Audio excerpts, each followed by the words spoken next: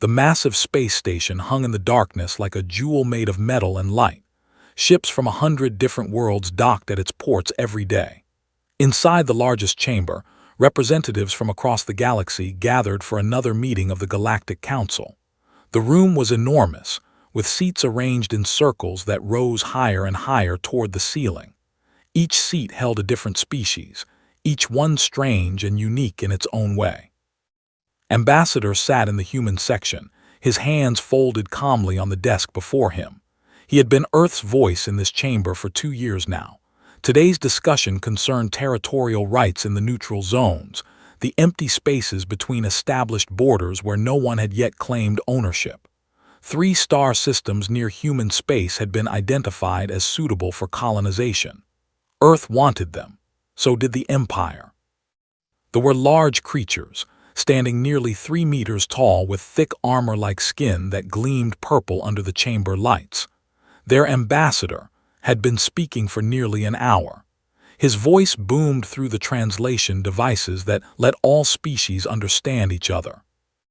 "The Empire has existed for 12,000 years, announced, spreading his 4 arms wide.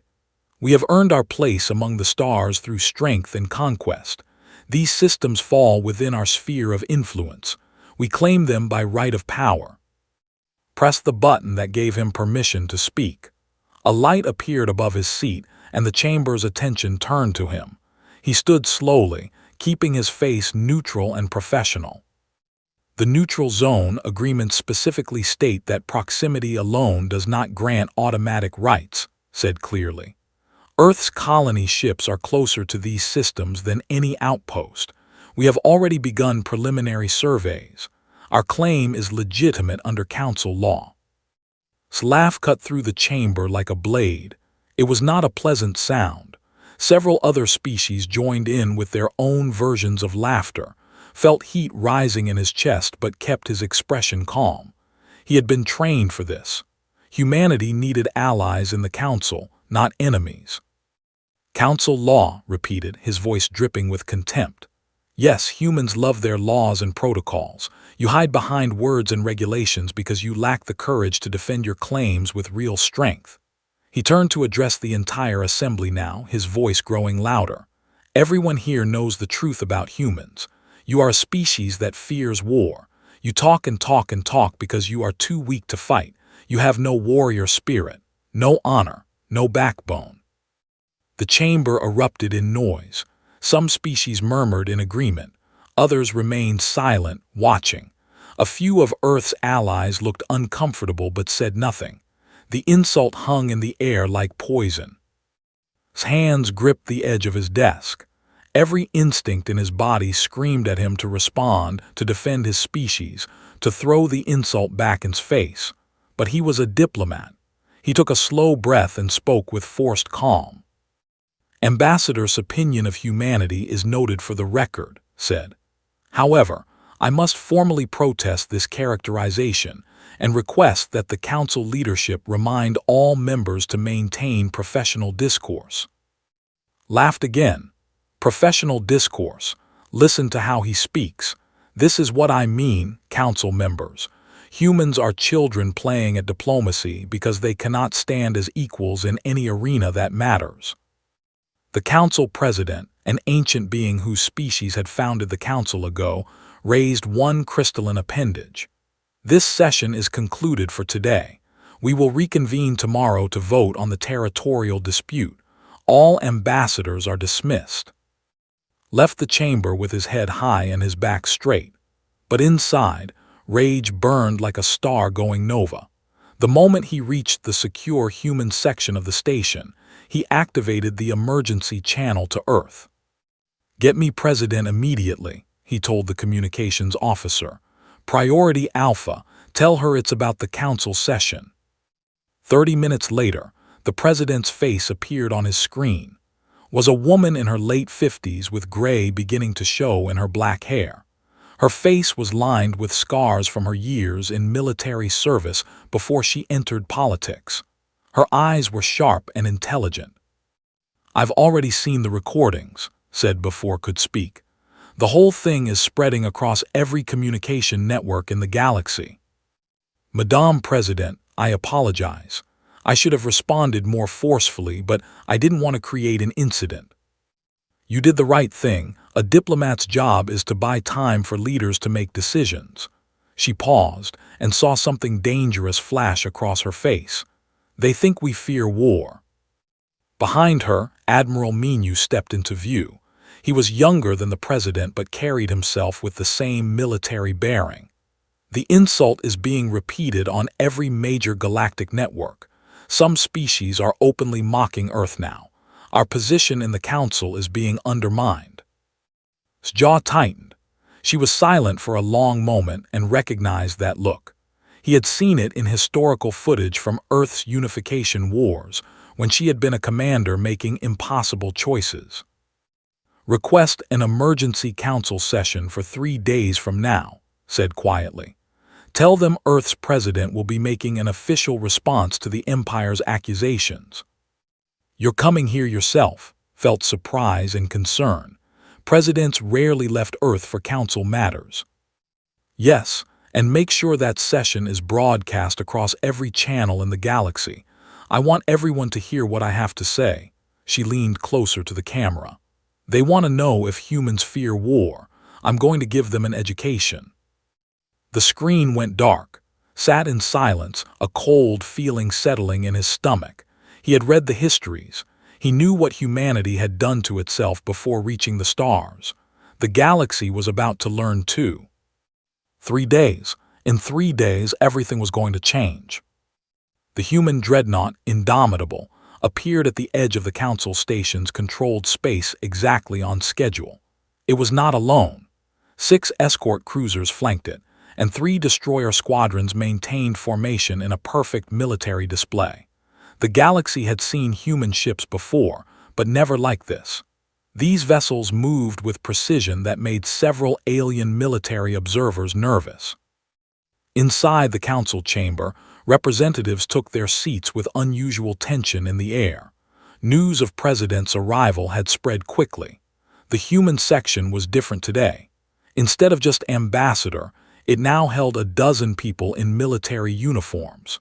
Technical equipment had been installed overnight, connecting to the chamber's holographic display system. Sat in his seat looking pleased with himself. He had spent the last 3 days making speeches about human weakness across every media platform that would have him. Many species had begun to view the territorial dispute as already settled in the Empire's favor. The chamber doors opened. President entered, and a wave of murmurs spread through the assembly. She wore a formal military uniform, dark blue with medals across the chest. Her walk was not the smooth glide of a career politician, but the measured stride of a soldier. A scar ran down the left side of her face, barely visible but impossible to miss once noticed. Behind her walked Admiral Menu and Colonel, both also in full military dress.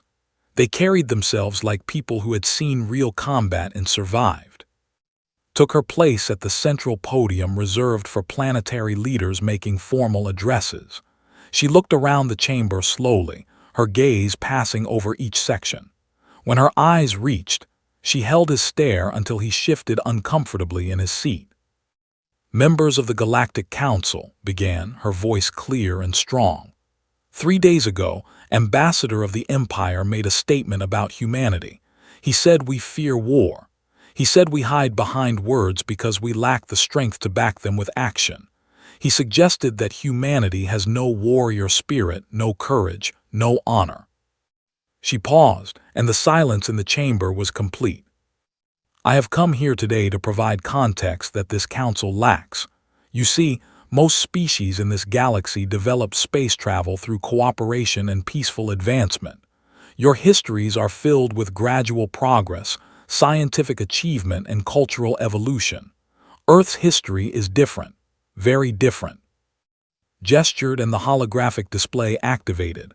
The center of the chamber filled with images from Earth's past, ancient battles with soldiers in metal armor, cavalry charges across open fields, castles under siege. Humanity has been fighting wars since before we had written language, continued. For thousands of years, Warfare was the primary method by which we settled disputes, acquired resources, and established territories. We became very, very good at it. The images changed. Now they showed more modern conflicts, trenches filled with soldiers, explosions tearing across battlefields, cities reduced to rubble. These are from what we call World War I, 20 million dead in 4 years. We had just learned to fly, and immediately we put guns on our aircraft. We had barely figured out mechanical engines, and we built tanks to break through enemy lines. And when that war ended, we thought we had learned our lesson about the cost of conflict. The display shifted again. Larger explosions, more devastation. The mushroom cloud of an atomic weapon filled the chamber. 20 years later, we started World War II, 60 million dead. We developed nuclear weapons and used them on our own species. We created bombs powerful enough to destroy entire cities in seconds. We built thousands of them, enough to end all life on Earth several times over. Several alien representatives made sounds of distress. Some turned away from the images. The being from a peaceful herbivore species actually left the chamber. But we didn't stop there, said, her voice harder now. After the world wars came smaller conflicts, but no less deadly. We fought in jungles, in deserts, in mountains, in cities. We learned urban warfare, guerrilla tactics, asymmetric combat, psychological operations. Every generation of humans refined the art of organized violence. Colonel stepped forward now. He activated a new set of displays. These showed military diagrams, tactical formations, weapons specifications. I am Earth's chief military historian, said. My job is to study warfare so that humanity does not forget what we are capable of. Let me show you some comparisons. The display split into 2 sides. On one side appeared typical military doctrine. On the other, human tactical systems. The Empire, like most galactic species, practices what we would call traditional warfare. Large ships, heavy weapons, direct confrontation. You line up your forces and fight until one side wins. It's effective against opponents who fight the same way. The human side of the display came alive with animations showing ship movements that made no sense to traditional military thinking. Ships appeared and disappeared. Formations scattered and reformed. Attacks came from unexpected angles. Human doctrine evolved from fighting ourselves, the most dangerous opponent we ever faced. We learned stealth, misdirection, ambush tactics, and psychological warfare. We learned to attack supply lines, to target infrastructure, to make the enemy afraid before the first shot is fired. Brought up weapon specifications. The numbers made several military observers lean forward in their seats. These are human weapon systems that we have not shared with the Council. Kinetic kill vehicles that can strike targets at near-light speed. Electromagnetic pulse weapons that can disable entire fleets without destroying them. Nanoscale machines that can sabotage enemy equipment from the inside. Finally spoke, his voice sharp. This is fantasy. Humans do not possess such technology. Don't we? Smile was not friendly. Admiral Minu, please transmit the authentication codes. Minu pressed several buttons on his.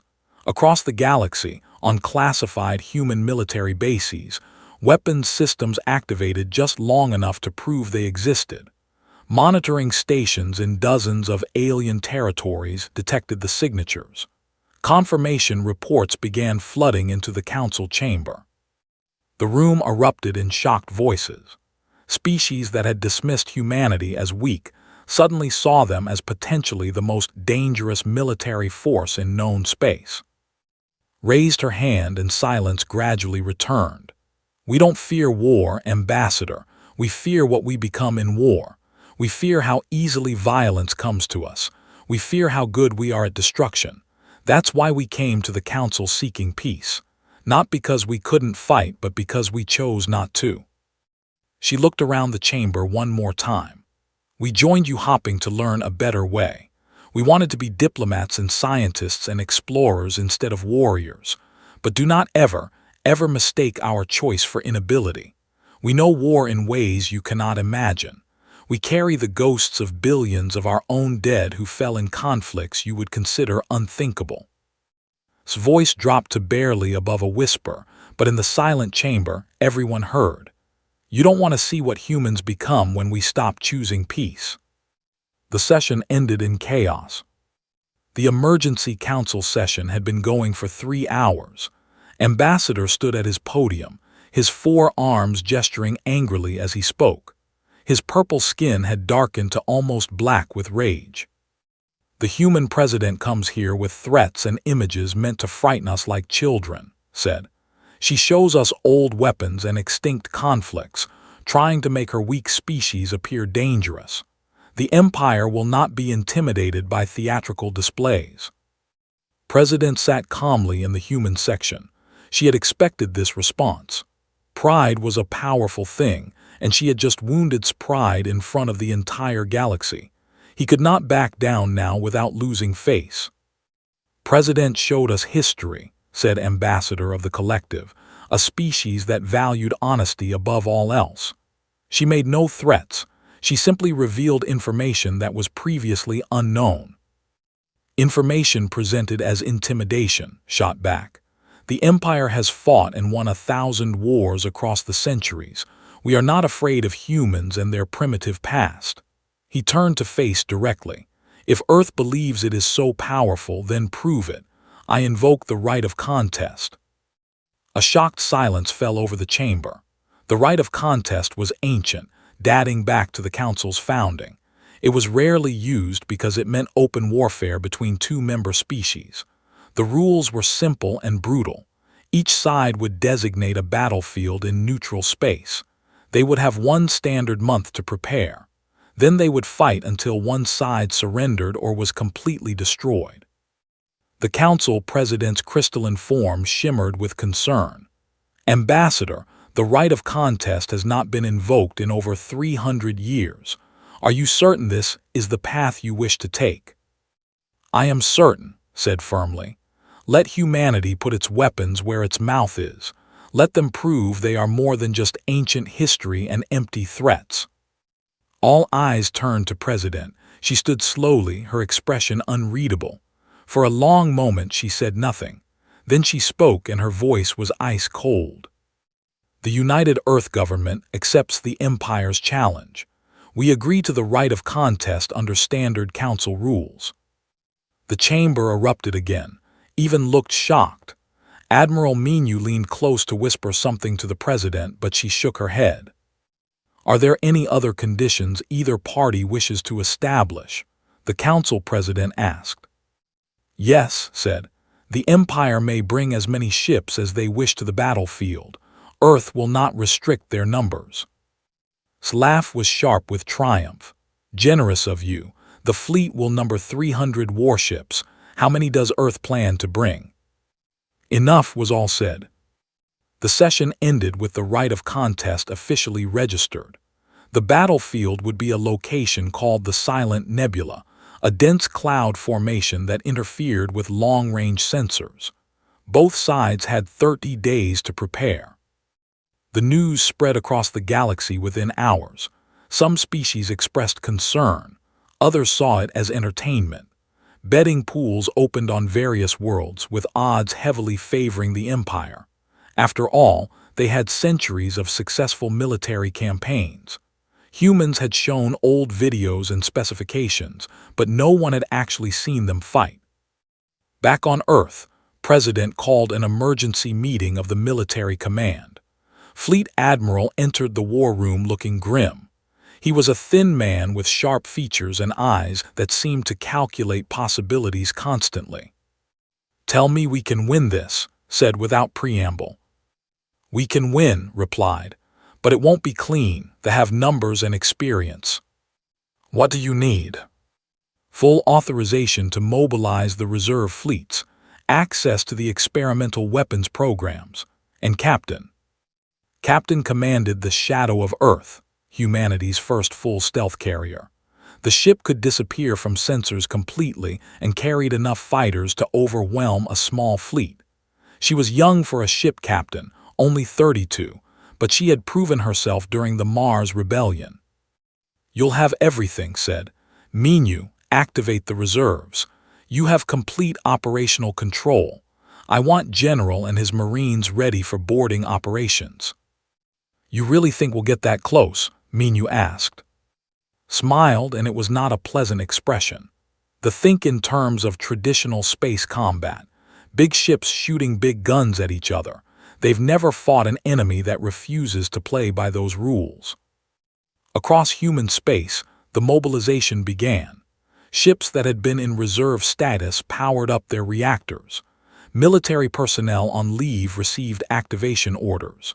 Commander, head of naval intelligence, began deploying sensor networks and spy drones around the silent nebula. On the destroyer Resolute, Lieutenant received her orders and felt her stomach tighten with nervous energy. She was a fighter pilot, one of the best in the fleet. This would be her first real combat against an alien species. Part of her was terrified. Another part, the part that had studied Earth's military history since childhood, felt grimly ready. At the Marine training facility on Luna, Sergeant watched the news broadcasts with his squad. He was 45 years old, a veteran of 3 major conflicts during Earth's expansion into the solar system. He had hoped his fighting days were over. Now he was being called up again. "Think we can take them, Sarge?" asked one of the younger Marines. Checked his rifle, an old habit from his service days. "Kid, they are about to learn why every human military academy starts its training with a class called Never Again. That's what we say about the wars we fought against ourselves. Never again. But the skills don't go away. The training doesn't disappear. We just chose to stop using them on each other." "So what happens now?" Looked at the young Marine, seeing the same nervous energy he remembered from his own first deployment. "Now we show them what happens when you push humans hard enough that they stop choosing peace.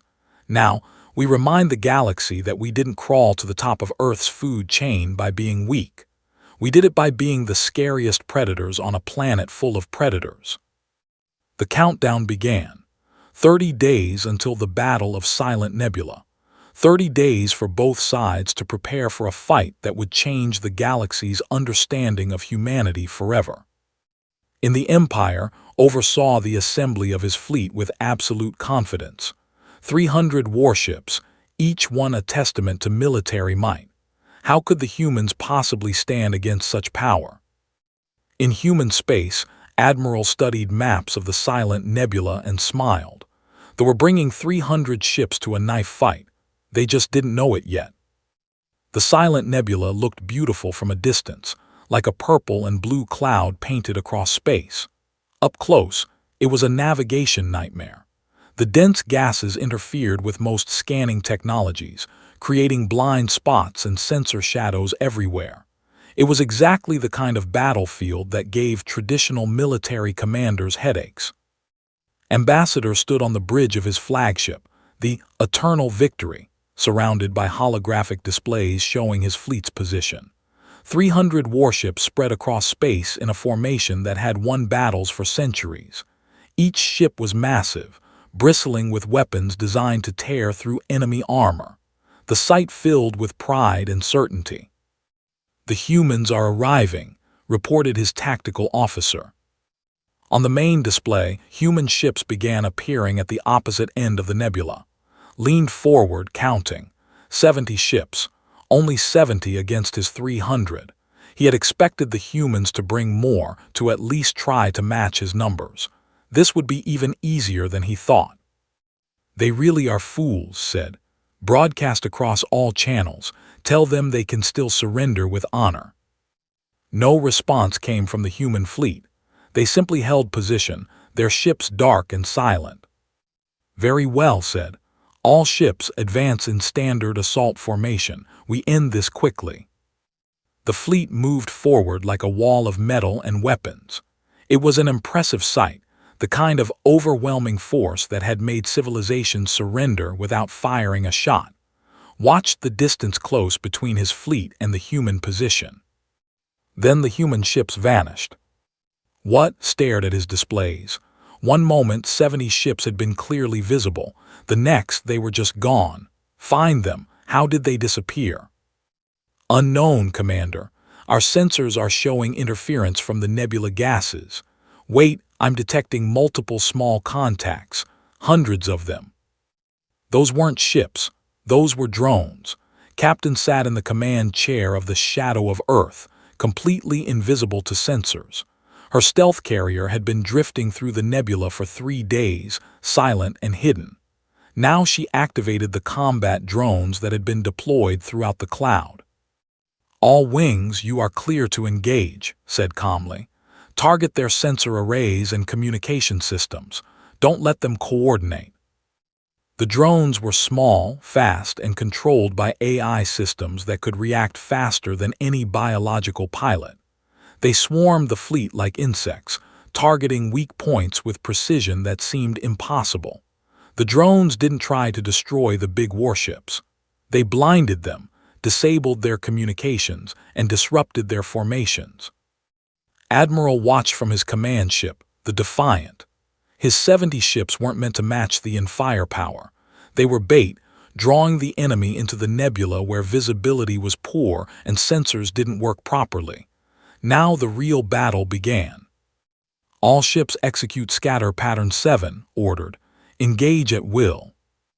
The human ships didn't fight like any opponent they had faced before.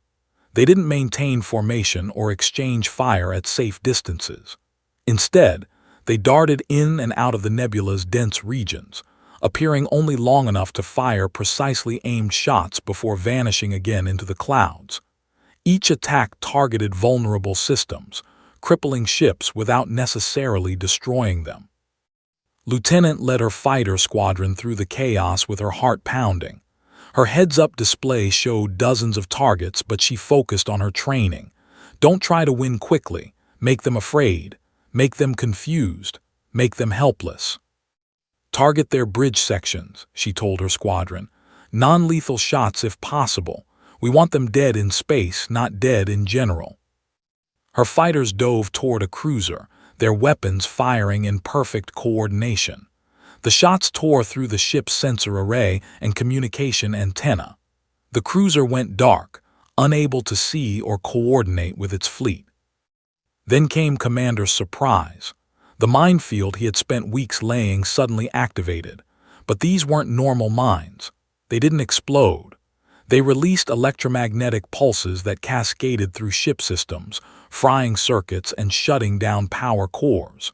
Dozens of warships went completely dead in space within seconds.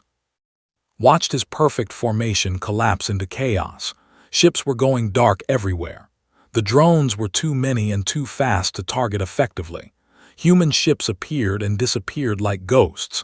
And worst of all, his communications were failing. He couldn't coordinate his fleet.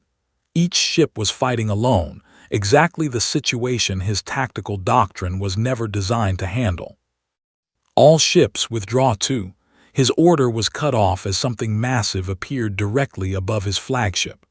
The Shadow of Earth had dropped its stealth field at point-blank range, and its weapons were already firing. The Eternal Victory shuddered as its shields collapsed. Systems began failing across the bridge. Then heard something that filled him with primal fear, the sound of cutting through his ship's hull. General led the first wave of Marines through the breach in the flagship's hull. His squad moved with practiced efficiency, using techniques developed from centuries of human close-quarters combat. The crew fought back, but they were trained for space battles, not boarding actions.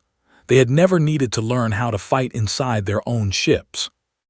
The humans had learned that lesson the hard way, over and over again, throughout their history. Sergeant's squad hit a destroyer from 3 different breach points simultaneously. The defenders tried to organize, but the Marines used tactics that made no sense to them. Smoke grenades, coordinated crossfire from unexpected angles. Within 20 minutes, the destroyer's crew had surrendered. Across the battlefield, the same story repeated. Human boarding teams took ship after ship with minimal casualties on both sides. They didn't kill unless they had to. They just made the crews helpless and afraid.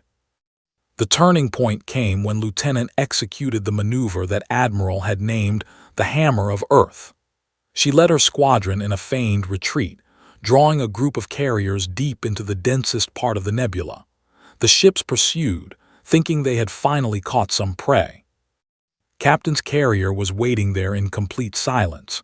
When the ships entered the kill zone, she launched every fighter she had. Simultaneously, squadron reversed course.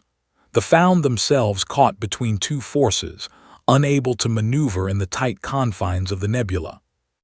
They surrendered within minutes. 6 hours after the battle began, it was effectively over. Half the fleet was disabled or captured. The other half was scattered and unable to coordinate, sat on the bridge of his flagship, surrounded by human marines.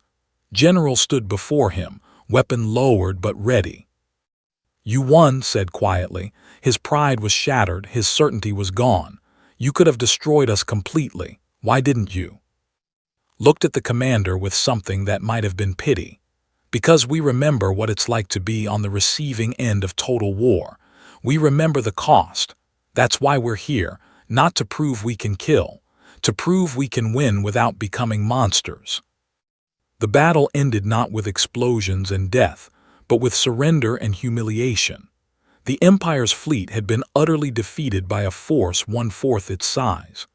Admiral broadcast the ceasefire across all channels, and the galaxy watched in stunned silence. Humanity had shown them something terrifying.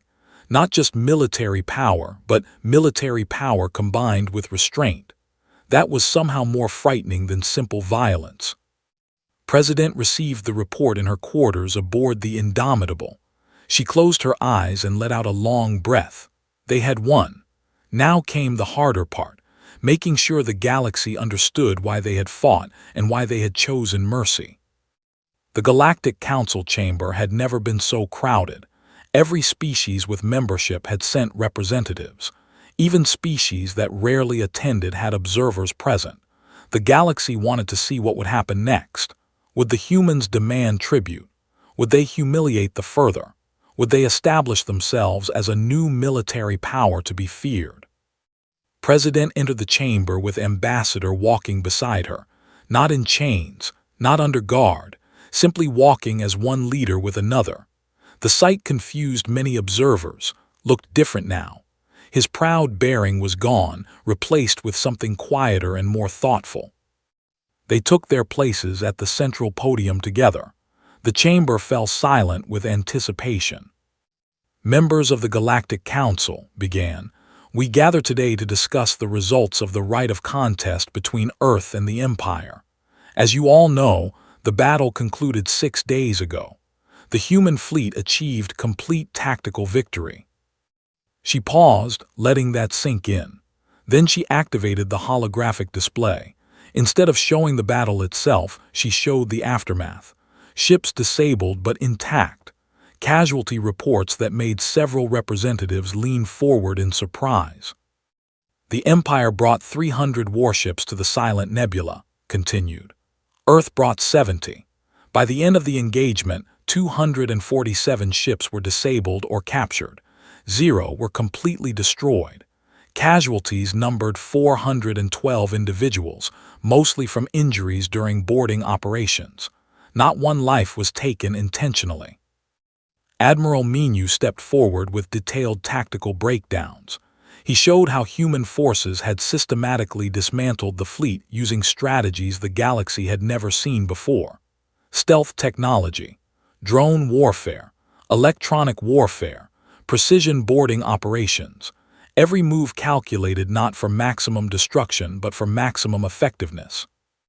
"This is what humanity has learned from 10,000 years of warfare," Menu explained. "We know how to disable instead of destroy, how to capture instead of kill, how to win battles with minimum bloodshed, because we remember what happens when you don't show restraint. We carry the weight of billions of our own dead who fell in conflicts where neither side held back." Colonel added historical context, showing battles from Earth's past where restraint had not been practiced. The images were disturbing.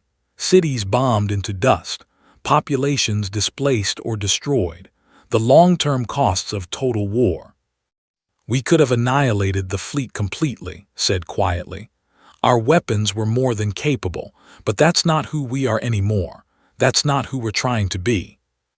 Stood then, and his voice carried across the chamber. "I came to this council and called humans cowards. I said they feared war. I was wrong, completely wrong." He looked at the assembled representatives. "Humans don't fear war. They understand it in ways we do not. They have seen what happens when a species becomes too good at killing. They have looked into that abyss and chosen to step back from it." He gestured at the displays showing the battle. "My fleet was defeated in 6 hours, not by overwhelming firepower but by tactics we had no answer for. The humans could have killed thousands of my people. They chose not to. That choice, that restraint in the moment of victory, that is true strength, not what I thought strength was." The chamber remained silent. Species that had dismissed humanity as weak now saw them in a completely different light. Species that had considered them dangerous after the first presentation now understood that danger was tempered by something equally important. Spoke again, her voice firm. "Earth does not seek to become a military power in this council. We did not come to the stars to be warriors, but we also cannot pretend to be something we're not. We carry within us the capacity for tremendous violence. Every human learns this from childhood. Every officer trains not just in tactics but in the moral weight of using force." She pulled up new images. These showed human military academies, training programs, and educational curricula. "We teach our children about the wars we fought. We make them study the costs, the casualties, the long-term damage. We want them to understand that every conflict has consequences that last for generations. That's why we chose to seek peace when we joined you, not from fear but from knowledge." President's expression softened slightly. "But the universe is vast, and peaceful species have thrived in this region of space because you've been fortunate. You haven't faced existential threats. You haven't needed to develop the tools of survival that humanity created through our bloody history." She took a breath. "That might not always be true. There are things in the dark spaces between stars, threats that might someday reach this council's borders. When that day comes, you will need to know how to defend yourselves. Not with our weapons necessarily, but with the understanding of how to organize, how to plan, how to execute defensive strategies." His proposal was radical. She suggested a military exchange program where human officers would train Council defense forces in modern warfare doctrine, not to make the galaxy more violent but to make it more prepared. She emphasized that humans would share tactical knowledge, not weapons technology. They would teach survival, not conquest. "We remember what it's like to be unprepared," said. "We remember what happens when peaceful societies face enemies they don't understand. We're offering to share our knowledge so that if danger comes, you're ready." Ambassador of the collective spoke up. "How do we know humans won't use this to establish military dominance?" It was who answered. "Because I've seen what they can do. If humanity wanted dominance, they already have it. They've just proven they could defeat the Council's third-largest fleet with a fraction of their forces. They don't need to train us to control us. They could simply take control." The vote took 2 hours of debate, but in the end, the Council approved the military exchange program by a significant majority. More importantly, they passed a resolution formally acknowledging Earth's unique history and recognizing that the diplomatic approach humans had taken was not weakness but choice. The territorial dispute that had started everything was settled quickly. Earth received the 3 systems it had requested, the Empire its claim without argument. 3 months later, Admiral stood in his office on Earth, looking out at the blue planet below. Captain had just left after receiving new orders. She would be leading a training mission to the teaching their defense forces basic combat awareness. "Do you think it'll work?" Admiral Minu asked, standing beside him. "Can we really teach them what they need to know?" Considered the question. We can teach them tactics, strategies, how to organize and plan. Whether they can actually use those skills when the time comes, that depends on them. We can't give them our history. That's something each species has to develop on their own. On the council station, Lieutenant taught her first class of alien cadets.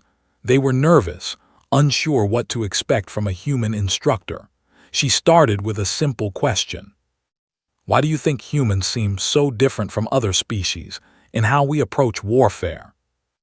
A young raised a tentacle. Because you've fought more wars. Partly, acknowledged. But more importantly, we've fought ourselves. The most dangerous enemy humanity ever faced was other humans. We learned every lesson the hardest way possible. We know what works and what doesn't because we paid for that knowledge in blood. She pulled up an image of Earth from space. This is it's beautiful, isn't it? But if you could see it 500 years ago during our worst conflicts, you'd see a planet tearing itself apart. We came very close to destroying ourselves completely. The fact that we're here, that we survived and reached the stars, that required us to change, to choose something better than our nature allowed. Another cadet asked the question had been expecting, "So you don't like fighting?" Smiled sadly. "We're very good at fighting, that's the problem. It comes easily to us, too easily. That's why we have to work so hard to choose peace. That's why we teach our history so thoroughly. We need to remember why we stopped fighting each other. We need to remember the cost." She looked at her students. That's what makes us human, not our capacity for violence, our constant struggle against it. Back on Earth, Sergeant sat in a military bar with some of his old squad. They watched the news broadcasts showing human advisors spreading across the galaxy, teaching defensive tactics to species that had never needed them before. "Think we did the right thing?" asked one of the Marines. Sipped his drink. "We proved we could fight. Now we have to prove we can resist becoming what we were. That's the real test. Not whether we can win wars, whether we can stop fighting them when we don't have to."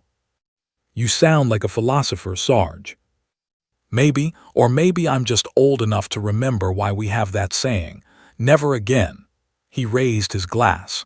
"To the warriors who learned to be diplomats, to the species that chose peace after learning war, to humanity." The others raised their glasses. To humanity. In the council chamber, President finished her final address before returning to Earth. She looked out at the assembled species and felt something like hope. "The galaxy is beginning to understand us now," she said. "We're not the peaceful species you thought we were. We're not the threat some of you feared we might be. We're something more complicated. We're warriors who chose to become something else.